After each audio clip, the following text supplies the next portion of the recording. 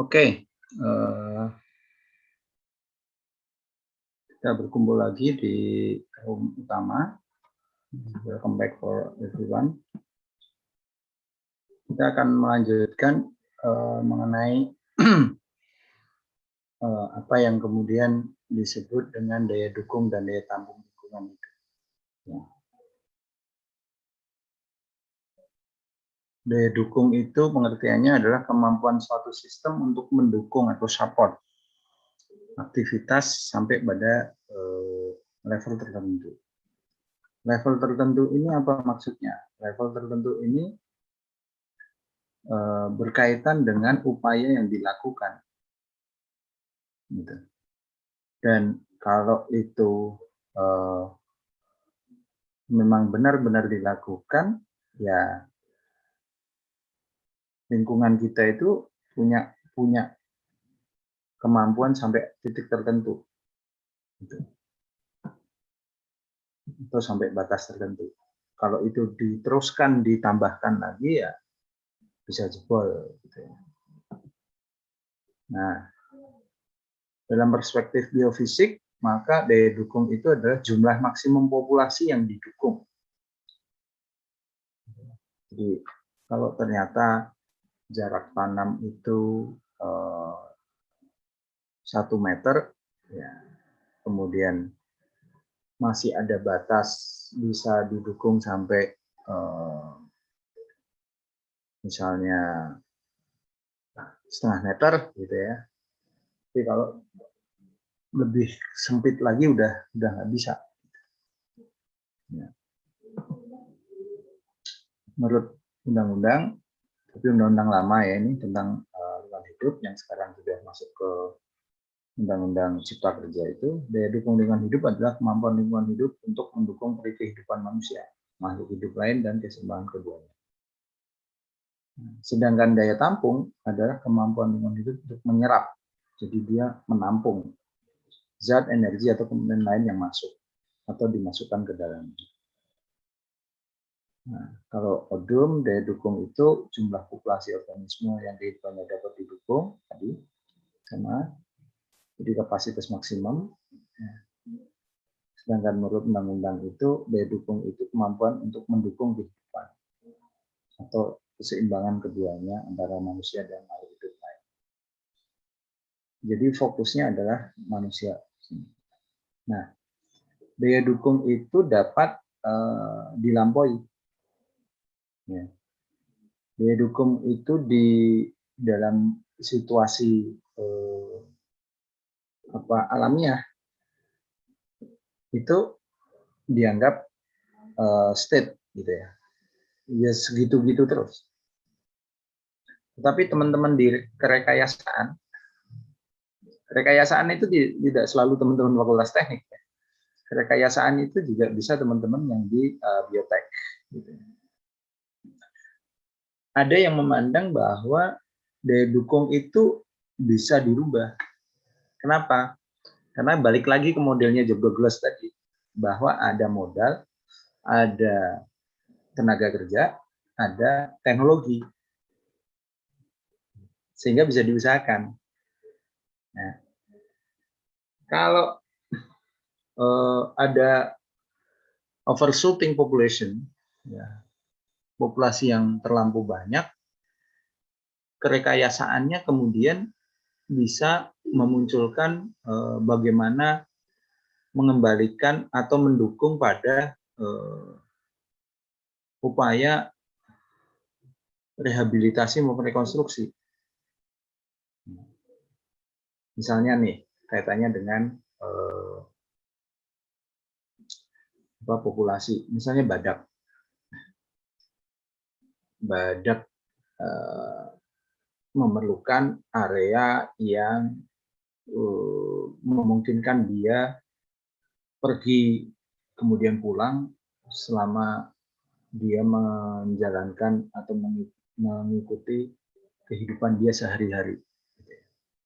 Nah, kalau secara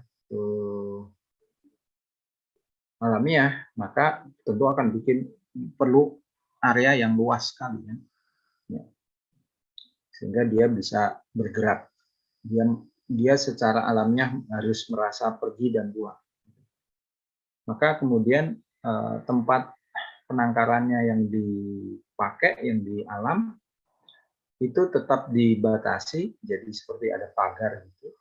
Tetapi pagarnya dibikin lingkaran, kemudian trek yang bisa dilalui dia itu melingkar. Jadi bukan bergerak dari tengah ke pinggir, tapi bergerak mengikuti garis luar lingkarannya. Dan ini sama diterapkan di budidaya misalnya lele. Agar lele itu merasa terus bergerak, maka kolamnya dibikinkan kolam yang bundar, sehingga dia merasa bisa bergerak terus di sisi kolam. Dia tidak stres ketika dia bergerak kemudian ketemu dengan batas kolam atau pagar, kemudian balik lagi terbatasi. Tapi dia bisa bergerak menyisir sepanjang lingkaran. Nah, itu sisi kerekayasaan. Dan kalau berkaitan dengan lahan, terutama di tanahnya maupun di struktur lerengnya, teman-teman di teknik sipil itu sangat agresif untuk menemukan cara bagaimana bisa meningkatkan daya dukung itu. Ya. Sehingga pada lahan yang dengan kemiringan 100% terhadap 45 derajat, jadi kalau persentase kemiringan itu 100%-nya ada di 45 derajat. Gitu. Pada lahan yang kemiringan lerengnya 100% atau lebih, mereka mencari teknologinya agar bisa mendukung tetap didirikan bangunan. Bahkan kalau kita sudah punya jembatan Selat Madura, teman-teman teknik sipil di Indonesia itu sudah memiliki rancangan sejak dari 10 tahun yang lalu untuk jembatan Selat Sunda. Jadi kesesuaian medan untuk jembatan yang Selat Sunda itu daya dukungnya kemudian dirubah dengan pendekatan teknologi. Nah, kalau di kita salah satu yang jadi andalan itu adalah, dan itu memang temuan kelas dunia, itu adalah dengan fondasi cakar ayam. Ya, itu dia bisa menggigit gampangnya, jadi membuat traksi yang sangat kuat antara tiang pancang itu dengan struktur di geologinya. Ya. Sehingga bangunan itu bertopang pada dia. Ya. Dan dengan adanya struktur itu mendukung pada gerakan-gerakan atau gaya yang bekerja di atasnya, itu tersalurkan energinya secara merata, tidak bertumpu di satu titik. Gitu ya. Karena kalau ada benda, gitu ya, kemudian gravitasinya itu bergeser di titik tertentu, kemudian menimbulkan momentum adanya dorongan, gitu ya. Nah itu bisa berguling kan. Nah di cakar ayam itu bisa menyebarkan tidak menjadi satu titik, tetapi bisa tersebar ke bawah melalui struktur fondasi cakar ayam itu. Nah, dan itulah yang kemudian memungkinkan dilakukannya perputaran jembatan layang atau jalan tol layang. Jadi ketika jalan layang itu diputar di atas, gaya yang bekerja itu kan tidak hanya tekanan satu arah, tetapi dia membentuk torsi. Nah, torsi itu bisa disalurkan. Maka saya sebut tadi teman-teman di teknik sipil kita itu agresif sekali untuk mengatasi itu. Dan karena kita memiliki pengalaman dan kemampuan itu, teman-teman di teknik sipil itu agresif sekali sampai berani menghitung untuk membuat jembatan Selat Sunda yang jelas-jelas di situ ada Gunung Krakatau. Gunung Krakatau itu hitungan atau diperhitungkan pada tingkat erupsi global. Kan ada 3 yang di gunung kita yang diperhitungkan impact-nya level dunia. Gunung Toba, Gunung Krakatau, kemudian Tambora. Nah, yang sekarang masih aktif gitu ya, itu kan Krakatau. Teman-teman teknik sipil itu berani bikin jembatan Selat Sunda itu. Jadi nggak perlu lagi pakai berlayar dengan kapal penyeberangan. Nah, itu sudah disiapkan sejak 10 tahun lalu, hanya memang dukungan modal itu yang belum ketemu, dan juga payung kebijakan. Jadi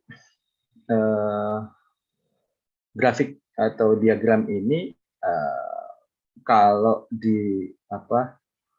dilihat, maka ada teman-teman yang berani di warna merah, enhance carrying capacity. Jadi ditingkatkan carrying capacity. Tidak sebagai daya dukung yang tetap. Gitu ya. Siapa teman-teman teknik sipil yang saya ceritakan jembatan Selat Sunda? Itu gabungan. Tidak hanya dari satu kampus. Ya. Dan teman-teman di teknik sipil kita yang di UNS juga terlibat. Ada Pak Muslih dan teman-teman.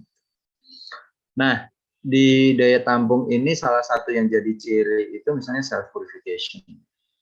Jadi bagaimana bisa memurnikan sendiri air itu karena adanya reduksi dan oksidasi, terutama karena ada oksidasi gitu ya. Karena kalau hanya reduksi itu sebetulnya dia menampung saja tapi tidak terurai. Nah, di sini harus punya kapasitas ketika menampung itu bisa diurai.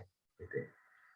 Karena kalau hanya menampung kemudian terkumpul di situ, dia menjadi potensial bisa jadi potensial beban atau potensial pencemaran yang lebih tinggi, meracun. Ini konsep daya dukung lingkungan dan daya tampung, gitu ya.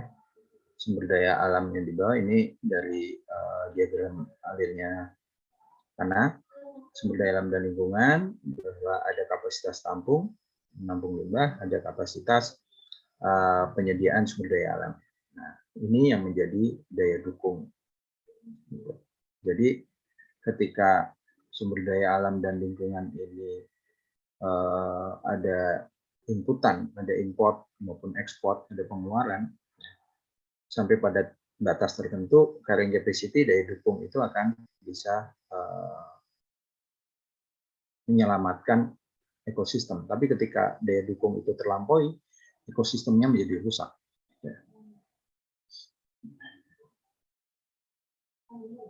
Nah, ketika daya dukung itu maupun daya tampung itu terlampaui, sebetulnya ada akomodasi terhadap gangguan itu yang disebut sebagai daya lenting.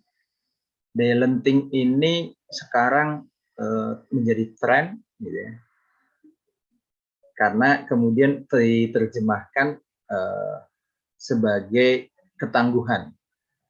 Jadi ketika sesuatu, entah itu objek atau itu sebagai sistem, itu diberikan tekanan yang tidak seharusnya, dia akan mampu mengembalikan situasinya ketika tekanan itu sudah hilang. Jadi ibaratnya seperti kita duduk di sofa, gitu. Ketika kita memberikan tekanan ke sofa, kita duduki, dia akan mengikuti bentuk tubuh kita. Tetapi ketika tekanan itu dilepas, dia akan mempunyai kemampuan untuk kembali ke bentuk semula. Nah, ini kalau di istilah asingkan menjadi resiliensi. Nah, resiliensi ini adalah daya lenting dan sekarang populer sebagai istilah ketangguhan kalau sebagai perilaku ya terutama. Nah, bagaimana dia bisa pulih? Ya jangan sampai daya dukung itu terlewati akomodasinya. Misalnya tanah yang tidak mendapatkan suplai air. Jadi ketika ada lahan yang karena sesuatu hal kemudian mengalami kekurangan air, sebetulnya di tanah itu kemudian tidak sampai habis semuanya air itu, karena di partikel-partikel tanah itu selama dia masih punya struktur tanah, dia akan memiliki lengas tanah, yaitu air yang meliputi partikel tanah yang kemudian membentuk struktur tanah. Nah, apesnya kalau sampai air yang di dalam partikel tanah itu habis, maka daya lenting itu sudah hilang. Dia tidak akan mampu lagi membentuk struktur meskipun diberi air sebanyak apapun. Nah, tanah kalau sudah kehilangan struktur, maka kita tidak menyebut lagi tanah. Kita menyebutnya adalah pasir. Ya. Debu itu dia masih punya struktur. Jadi levelnya dari ukuran itu kan dari debu, kemudian ke lempung, kemudian ke pasir. Nah, ketika di pasir itu tidak punya struktur. Misalnya kita ke pantai, gitu ya. Dari ukuran yang kita temukan di pantai itu adalah ukuran-ukuran partikel yang besar. Karena yang kecil itu sudah tersapu oleh angin yang lebih kecil dari pasir itu. Ya. Maka seperti di Parangtritis, Parangkusumo, pantai Jawa bagian selatan yang di selatan Jogja itu partikel-partikel kecilnya sudah terangkut dan membentuk senjun, ya, padang pasir. Meskipun ukurannya bisa ukurannya debu, gitu ya, tapi tetap disebutnya sebagai pasir karena tidak punya struktur. Nah, kalau di lapangan, misalnya kita pengen melakukan penghijauan misalnya di pantai, gitu ya, kita harus cek tanahnya yang paling mudah, misalnya punya struktur enggak di situ. Ya, ambil saja, kemudian diremas dalam kondisi kering ya, tidak dalam kondisi basah, kemudian dibuka, dilepas, apakah dia membentuk agregat tanah atau tidak. Kalau dia kemudian terurai, kemudian jatuh sendiri-sendiri, tidak membentuk agregat, yaitu posisinya belum jadi tanah, dia nggak punya struktur. Karena kalau punya struktur diremas gitu, dia akan bentuk agregat. Nah, itu salah satu contoh daya lenting. Nah, sama seperti di hutan atau perkebunan yang misalnya ya, pada musim kemarau gersang dia, tetapi ketika musim penghujan hijau semua. Nah, kita kalau bergerak dari Solo ke selatan melampaui misalnya melampaui daerah-daerah di aluvial, kemudian naik ke arah kawasan kars, karbonat atau batu gamping di Gunung Kidul. Pada waktu kemarau kita akan menghadapi wilayah yang sangat kering, tidak ada vegetasi yang rimbun. Tetapi ketika musim penghujan itu kemudian tumbuh dan hijau. Nah, itu menunjukkan di situ ada daya lenting, di mana ketika air sedikit mereka kemudian membatasi dirinya untuk berkembang, gitu. Tapi ketika sudah masuk musim penghujan, maka tumbuhan itu akan berkembang lagi hijau selama ada air dari presipitasi. Konsep daya dukung, ada daya dukung fisik, lingkungan, sosial, ekonomi. Ya. Seperti yang Anda temukan tadi di parameter, itu ada parameter fisik. Ada parameter dari mulai kondisi hara, itu masuk juga di ini 1 dan 2 ini ya, fisik dan lingkungan, karena itu kimia. Kemudian ada di bagian yang memberikan dukungannya misalnya dari medan atau lahan, itu juga lingkungan dan fisik dua ini. Nah, kesesuaian lahan yang kemudian berkembang saat ini yang mutakhir tidak saja memasukkan kondisi dukung fisik dan lingkungan, ya, aspek fisika, kimia, biologi, atau aspek hara di tanahnya, aspek air hidroatmosfer seperti jumlah presipitasi atau hujan tiap tahun, kemudian ada misalnya kebutuhan tentang kelembapan udara, ya, kemudian juga ada di situ kalau hara kimianya ya, berarti di biokimianya, kemudian ada medan miringan lereng, gitu ya, kemudian ada jumlah batuan yang di permukaan, atau juga kemudian kedalaman solum tanahnya, itu yang berasal dari evaluasi sumber daya lahan yang pola lama atau kesesuaian lahan yang lama, sekarang ditambahkan juga mengenai ekonomi. Jadi hitung-hitungannya masuk enggak gitu. Bisa ditanam, tetapi apakah produktivitasnya itu secara ekonomis bisa memberikan keuntungan. Ya. Demikian juga aspek sosial. Nah, biasanya keempat ini, kalau dari kajian untuk evaluasi sumber daya lahan, itu sampai di ekonomi. Nah, tetapi kalau dalam untuk kepentingan wilayah, dengan cara yang sama, kategorisasi ini dari dukung fisik, lingkungan, sosial, ekonomi itu nanti membentuk yang namanya neraca sumber daya alamnya. Ya. Nah, neraca itu kan perimbangan, maka nanti kita harus melihat faktor ekspor importnya, masukan ke dalam maupun pengeluarannya.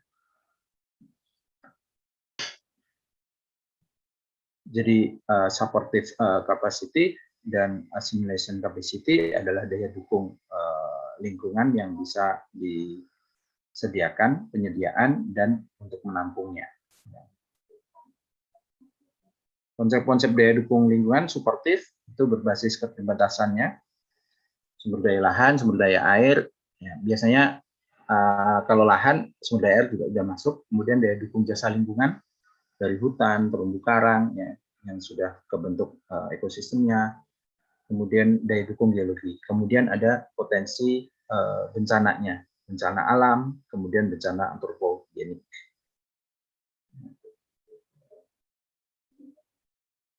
Untuk daya dukung ada daya lenting, ya, kemudian teknologi, preferensi pengguna, konsumen, dan permintaan sumber dayanya.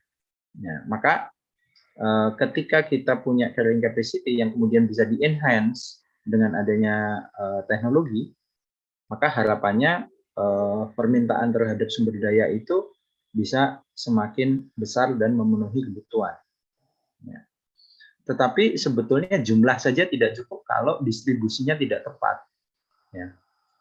Kita punya sumber pangan, gitu ya. Tetapi ternyata produsen untuk bahan pangan itu hanya mengelompok di misalnya Jawa Tengah, Jawa Timur, sementara di Jawa Barat atau Jabodetabek itu tidak ada sedikit pun. Nah, maka di situ nanti akan ada pertukaran sumber daya, ya, antar wilayah administratif kalau sekarang yang mudah untuk dikaji. Nah, di Indonesia ada ancaman bahwa sumber daya alam, barang dalam bentuk produk maupun jasa, gitu, digunakan bukan untuk konsumsi domestik, tapi untuk ekspor. Ya. Ini jadi ancaman. Ya. Yang mutakhir misalnya sumber daya alam kita berkaitan dengan bahan baku untuk baterai. Kita menjual ke luar negeri itu seharga 1.000 US dollar per ton. Tapi ketika sudah diolah dan siap pakai, kita harus membayar sampai 3 kali lipat dari harga itu. Dan ini kasus kronis, ya, kasus yang berjalan bertahun-tahun, sebagaimana layaknya hasil tambang dan mineral minyak sebelum yang sudah berjalan. Kemudian daya beli rendah kita menyebabkan kita nggak bisa beli atau konsumsi sumber daya dari luar negeri. Bayangkan ketika saat ini kita harus menyediakan sekitar 17.000 satuan mata uang kita untuk bisa membeli barang seharga $1 Amerika. Bahkan harus menyediakan lebih dari itu, misal sekitar 23.000 satuan mata uang kita untuk bisa mendapatkan 1 pound sterling. Jadi kalau ada kopi dijual $4, bagaimana bisa dibayangkan susah payahnya kita untuk bisa mendapatkan kopi itu, karena harganya menjadi 4 kali 17.000. Itu menjadi ancaman, kita nggak bisa beli, kita selalu mengekspor. Kita nggak bisa, gampangannya kita nggak mudah untuk membuat cadangan. Karena harga cadangan kita terlalu murah di pasar internasional. Sehingga kita mampunya adalah menjual. Jadi keuntungan ekonomisnya jauh lebih tinggi daripada keuntungan ekologis. Sebetulnya di situ. Bahasanya yang kedua itu kalau mau kita bahasakan, saya bahasakan gitu ya. Keuntungan ekonomis kita itu jauh lebih gede daripada keuntungan ekologis. Padahal mungkin pernah saya singgung di awal, cara ekonomis itu berhenti dikonsumsi, tetapi fungsi ekologis, jadi fungsi ekonomi itu kan berhenti dikonsumsi, dari produksi, distribusi, konsumsi. Fungsi ekologis itu adalah siklus. Jadi memang manfaat langsung, ini pandangan secara makro ya, tidak mikro retail gitu ya, ajaran gitu enggak. Secara makro kita itu terancam karena kita nggak punya pilihan, kecuali kita mengikuti fungsi ekonomi kalau mau hidup. Ini problem besar. Tapi karena terlalu besar problem ini secara makro, menjadi tidak terbahas atau menjadi tidak perhatian dari kita. Ya. Kita kan bermain di mikro, ya, retail. Sementara ada masalah makro yang sebetulnya harus dikendalikan. Nah, jadi masalah kita yang ketiga bukan pada jasa ekspornya gitu ya, tapi masalah keseimbangan antara ekspor dan domestiknya, sehingga status surplus ekologi itu sering kurang berarti.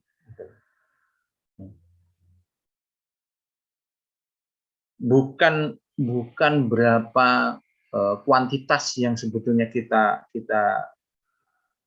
punya dari jasa ekologisnya itu, tapi keseimbangannya ini loh yang kita kemudian, ya situasinya gimana kalau kita pakai sendiri, harganya misalnya dari sumber daya itu, kalau kita pakai sendiri tidak ada nilai transaksi yang berputar karena terlalu kecil. Tetapi kalau kita jual di luar itu menjadi naik, gitu. Maka karena basisnya untuk hidup atau untuk survive itu berbasis pada penyediaan pangan dan itu tergantung pada pendapatan per kapita, maka yang terjadi transaksinya adalah ya ini diekspor jasa ekologisnya dan hasil produk ekologis. Nah, ini yang sebetulnya masalah besar dan memerlukan kita untuk berpikir dan menerjemahkan dalam bentuk-bentuk teknis. Satu saja misalnya, yang kita itu kalau sampai ini kejadian, kita itu banyak para guru besar yang menyatakan ini kita bisa collapse. Kalau sampai jajaran gunung api yang ada di Indonesia itu meletus secara bersamaan. Ya. Selama ini saya dan teman-teman yang di tim kebencanaan yang saya sebagai salah satu pimpinannya mengkhawatirkan itu. Ketika Nusa Tenggara Barat itu mengalami dampak gempa, kemudian setelah itu disusul yang besar-besar ya, kemudian ke Palu gitu ya. Kita tuh ngeri kalau sampai kejadian bareng. Kita nggak punya kemampuan untuk bisa merespon kejadian itu. Ya. Dan salah satu yang dikhawatirkan oleh para ahli, guru besar, bukan hanya guru besar di satu bidang, bahkan yang menyuarakan dengan keras itu justru guru besar di bidang geoteknologi. Kita nggak punya cadangan pangan darurat. Ya. Ketika terjadi levelnya bukan hanya bencana, tapi sudah bencana yang sangat besar, ya, kolapsi gitu. Orang yang mengungsi itu dapat suplai makan dari mana? Gitu. Dan negara-negara lain sudah mempersiapkan itu, bahkan sampai ke levelnya pulen, gitu ya, biji-biji untuk tanaman itu mereka sudah awetkan. Ya, mereka titip memang ke di Greenland di Kutub Utara, gitu ya. Itu mereka bekukan, kemudian diawetkan sehingga nanti ketika sewaktu-waktu memang ada kepunahan, itu mengambil lagi bibit itu untuk ditumbuhkan. Yang kedua, negara-negara itu sudah punya cadangan di bawah tanah yang dibangun untuk menghadapi kekuatan gempa, gunung api, kemudian banjir, sehingga masyarakat yang mengungsi itu bisa dapat suplai makanan paling tidak 3 bulan. Nah, kita nggak punya. Gitu. Yang kita punya untuk kepentingan bencana seperti itu, kita punya gudang obat di semua provinsi. Ya. Nah, ini ada masalah-masalah yang secara makro bahwa bioregion kita yang punya kekayaan secara biogeografis akhirnya kan sebetulnya kita punya biodiversitas ya, keunggulan biodiversitas. Itu pada transaksi perimbangan neracanya nggak menguntungkan dengan situasi mengikuti fungsi ekonomi. Sehingga konsep daya dukung itu harus mau tidak mau dipilah sehingga dalam perspektif global, nasional, regional, dan lokal itu bisa diamankan sesuai dengan kondisi dan kebutuhan masing-masing. Misalnya nih, Jawa. Di Jawa itu udah mau nggak mau, udah kita nggak bisa ngapa-ngapain kalau mau ngomong hutan. Ya. Tetapi apakah kemudian pulau lain yang punya kemampuan secara alamiah untuk berkembangnya hutan itu akan dikorbankan mengikuti seperti Jawa? Gitu. Ya. Jadi antara supply dan demand, baik itu supply penyediaan untuk domestik dan impor, kemudian demand-nya itu juga harus memperhatikan domestik, kebutuhan domestik dan ekspor, ya harus diimbangkan. Jangan sampai justru demand ini, terutama yang domestik, menjadi terlalu besar sehingga tidak bisa terpenuhi. Ya. Kalau tidak terpenuhi, itu memancing secara teknologi terhadap rekayasa-rekayasa yang tidak ekologis. Gitu. Ya. Misalnya bagaimana penggunaan sintetik masuk dalam penyediaan pangan atau artinya untuk kepentingan bioteknologi untuk bahan pangan, itu kan menjadi tidak sehat. Gitu. Nah, itu daya dukung dan daya tampung yang menjadi bahan seterusnya. Kemudian sebelum masuk bagian terakhir, kalau ada pertanyaan atau komen dipersilakan.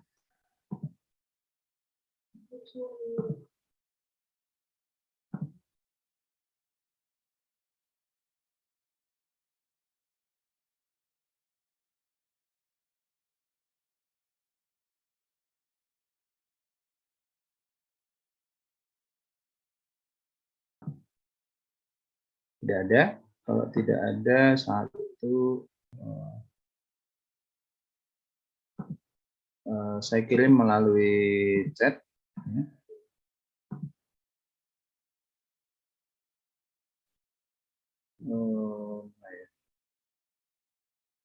Nah, ini yang kedua. Kemudian saya itu selalu lupa kalau udah lewat. Sehingga saya pikir lebih baik ketika hampir sesi selesai itu saya kirimkan. Oke, mudah-mudahan bisa di-download. Kemudian sebagai bagian akhir,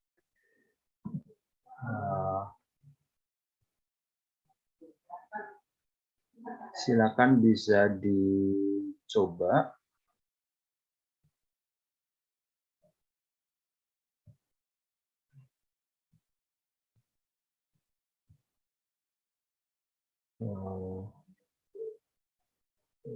Mungkin harus saya kurangi dulu.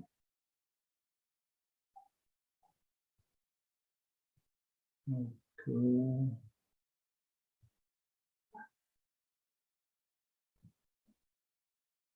Setiap kelompok saya minta untuk mencoba mempraktekkan bagaimana melakukan evaluasi kesesuaian lahan, gitu ya. Sebelum Anda mengerjakan, saya tunjukkan dulu apa yang dimaksud dengan karakteristik lahan dan kualitas lahan.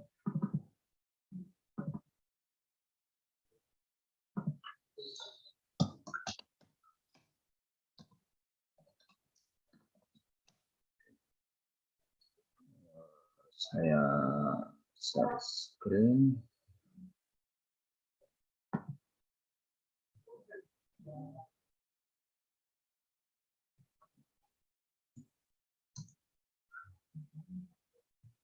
Share screen sebentar.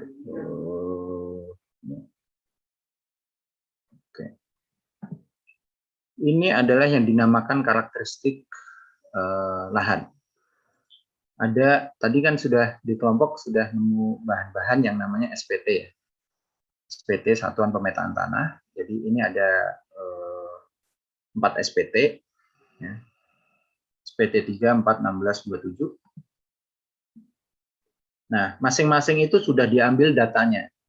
Di SPT 3 misalnya, klasifikasi tanahnya adalah Samaquens. Kemudian ada tipik yang ujib samen. Ya. Ini antisol. Antisol itu tanah yang antik tua. Nah, fisiografinya sand beach region. Sand beach. Jadi dia di tepi pantai itu. Bahan induknya, geologinya endapan laut. Bentuk wilayahnya, kesan topografisnya itu datar. Lerengnya 0-1%, suhunya udara 28,78 derajat Celcius, kelembapannya 83, ya, kemudian dan seterusnya. Ya, tekstur, ini misalnya ada SL. Ya. Ya.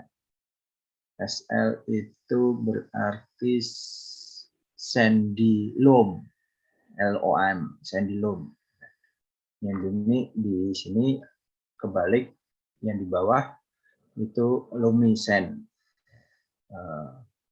Jadi geluh berpasir. Kalau geluh itu komposisi yang antara debu dengan liat atau lempung itu hampir sama gitu. Jadi nggak liat tapi juga nggak lengket banget tapi juga nggak lepas banget tanahnya. Tapi dia berpasir gitu. Pasirnya agak banyak.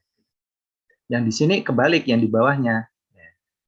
Kenapa? Karena di bagian atas itu partikel yang lebih kecil ya. Jadi yang lempung sama yang debu itu tercuci ke bawah. Jadi lebih loam, lebih pasirnya kerasanya lebih sedikit dibandingkan yang lapis atas. Jadi ini namanya karakteristik lahan. Tiap satuan pemetaan tanah sudah punya datanya ini. Nah, jadi ini karakteristik lahan di SPT3, bawahnya karakteristik lahan di SP3, SP4. Kemudian di bagian kedua ini juga karakteristik lahan, terusannya di atas, karena nggak cukup ya kertasnya sehingga di atas bawah. Ini kapasitas tukar kationnya. Kapasitas tukar kation tuh bagaimana unsur hara itu bisa ditukar-menukar, bisa bergerak, diserap oleh air, diserap oleh akar, gitu ya. Kemudian ada kejenuhan basa, kemudian ada pH di lapang, kemudian ada pH di lab, gitu ya. Nah, ini kalau di lab langsung masam, gitu ya. Tapi pH lapangnya 5,5. Gitu. Kemudian memang ini ada beberapa yang tidak diukur atau tidak diperlukan. Kemudian kayak batuan di permukaan, kalau kayak di beach itu kan di pantai berarti kan nggak perlu di singkapan batuan juga ada. Ini karakteristiknya. Nah, kemudian kita akan cari kualitasnya, yaitu di bawahnya ada persyaratan tumbuh. Misal nih, untuk tanaman karet, S1 itu sangat sesuai. Sangat sesuai, tanpa ada syarat apa-apa. Ya. Kemudian kalau S2, kalau N, ya ujung dengan ujung dulu, kalau N itu tidak sesuai, nggak bisa diapa-apain, nggak bisa, nggak sesuai. Jadi kalau suhunya lebih dari 34 derajat Celcius, itu nggak bisa buat nanam tanaman karet. Ya.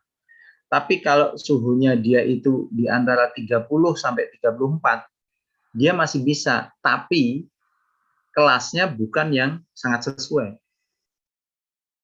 Kelasnya menjadi agak sesuai. Kemudian S3 ini kurang sesuai, N-nya tidak sesuai. Nah, caranya mengerjakan gimana nanti? Jadi dilihat misalnya di SPT3 nih. SPT3 suhu 28,78. Nah, kasih tanda, dilingkari aja nggak apa-apa, dilingkari.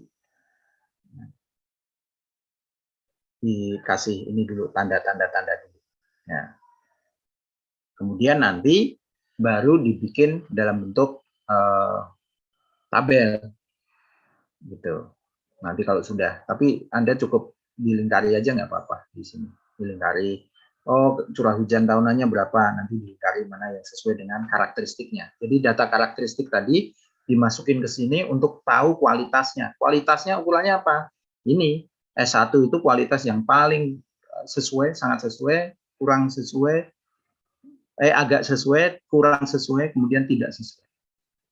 Nah, nanti dari coret-coretan Anda itu nanti bisa didapatkan informasi tentang kesesuaian lahan. Ya. Nah, terakhir setelah Anda berikan tanda sesuai dengan karakteristik data lahan di atas, jadi ada 4 SPT ya, dikerjakan 4 SPT di masing-masing kelompok. Kelompoknya yang tadi room 1 sampai room 9 tadi. Meskipun tadi ada room 8 yang kosong karena telat-telat semua yang di room 8 sehingga saya lempar ke room yang lain. Sehingga 6 orang paling enggak tadi di tiap kelompok. Mungkin ada yang 7 ya, kayaknya nggak ada sih, 6. Ini sudah dikerjakan, kemudian setelah itu terakhir cari parameter mana yang paling jelek berdasarkan karakteristik untuk tanaman itu. Ini ada 10 tanaman, jadi sesuai nama roomnya, nanti room 1, room 2, room 1 ambil tanaman 1, karet, room 2 nanti ambil tanaman sawit, room 3 nanti ambil kelapa, room 4 itu ambil coklat, dan seterusnya gitu. Nah, karakteristik lahannya ini dimasukin ke sini, dilingkari, terus nanti dicari yang paling jelek yang mana.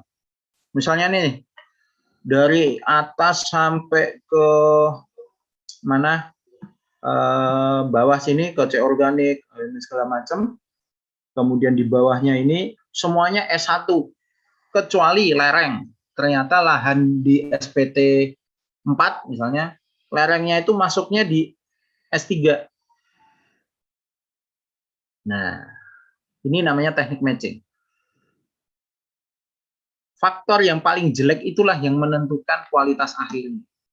Sehingga kalau misal di SPT 4 itu lerengnya masuk di S3, maka lahan SPT 4, tingkat kesesuaian lahannya untuk misalnya ini tanaman apa? Karet, itu adalah S3. Jadi kurang sesuai. Itu dulu aja gitu. Nanti dikasih tanda aja begitu udah di karakteristiknya dimasukin, kemudian kasih tanda di atasnya S3. Nah, hasilnya dijadikan satu dengan hasil diskusi tadi yang di room, kemudian silakan dikumpulkan melalui email saja sehingga bisa tersimpan dengan baik. Nah, ini bahannya saya kirim ke chat ya. Nanti juga di grup bisa saya ulang kirim.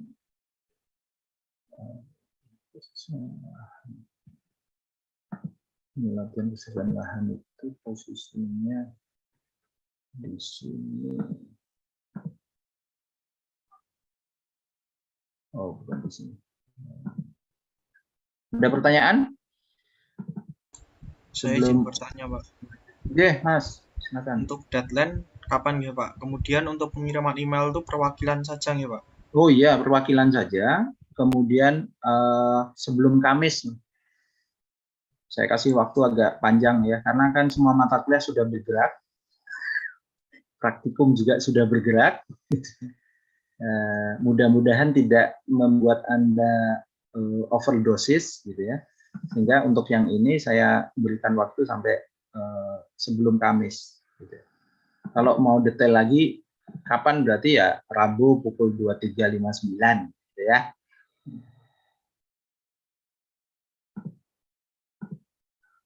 Oke, gitu. Ada lagi? Jadi boleh dikerjakan mulai sekarang, tapi saya batasnya menerima sampai sebelum Kamis. Gitu. Jadi mudah-mudahan Kamis pagi udah kelihatan hasilnya di email saya. Emailnya di sini.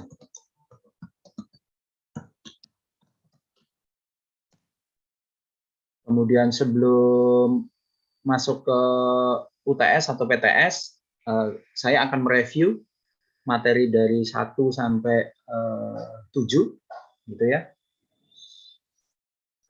Karena ada beberapa yang ini kan kita silap tidak fit lah kuliahnya, kayak yang minggu lalu itu kan nggak fit ya. Itu harus ada sesi yang untuk mereview dan memperjelas positioning materinya. Saya kira itu. Ada pertanyaan lagi? Cukup? Oke. Hari ini ada teman-temannya yang bergabung dari kampus lain karena ada program untuk kampus Merdeka, sehingga mereka sit in di kelas kita, sit in ya, bukan inbound ya, tapi sit in, sehingga mungkin di kelompok nanti bisa berkomunikasi untuk bisa mengerjakan bersama di situ. Atau kalau misalnya teman-teman yang dari luar UNS itu ada kesulitan komunikasi karena tidak satu grup di grup ininya, nanti akan saya tambahkan di grup WA salah satu, Mas Tony misalnya nanti ya. Kemudian ini teman-temannya dimasukin sehingga bisa ketemu dengan teman-teman yang di room tadi, gitu. Karena sit-in-nya di sini sit-in penuh sehingga ada ikut di penilaian juga. Demikian, silakan mengerjakan. Kemudian sekaligus ini saya tutup. Jangan lupa presensi. Mohon maaf, saya tidak bisa lagi mengakomodir presensi yang tidak melakukan presensi. Hingga kalau nanti munculnya jadi alfa, mohon maaf sekali ya, saya tidak bisa lagi memberikan akomodasi izin, gitu ya. Karena kalau yang kemarin-kemarin saya masih inilah, masih masukin izin yang telat-telat atau yang tidak presensi itu saya anukan izin, sehingga setelah presensi dicek lagi apakah sudah presensi atau belum. Karena bisa jadi Anda merasa sudah presensi, ternyata datanya belum masuk. Gitu ya. Izin masuk, Pak. Ya. Presensinya ini belum dibuka nggih, Pak? Hah? Soalnya masih yang terakhir tuh tanggal 23, Pak. Oh iya toh. Tadi saya udah bikin. Wah, belum saya klik ya. Oh, ini saya udah bikin courseware. Oh iya, Mas. Betul. Belum saya klik simpan. Ini udah jadi. Ini udah jadi. Silakan. Nah, jamnya harus saya undur ini. Sorry. Jamnya harus saya undur nih. Saya rubah ya, sesuaikan ya. Makasih diingatkan. Saya undur sampai jam 9 ya. Biar yang di jalan juga bisa menyesuaikan. Tapi nanti reportnya tetap sampai jam 6. Oke. Makasih. Baik, kita tutup dengan berdoa menurut agama dan keyakinan masing-masing. Berdoa dipersilakan.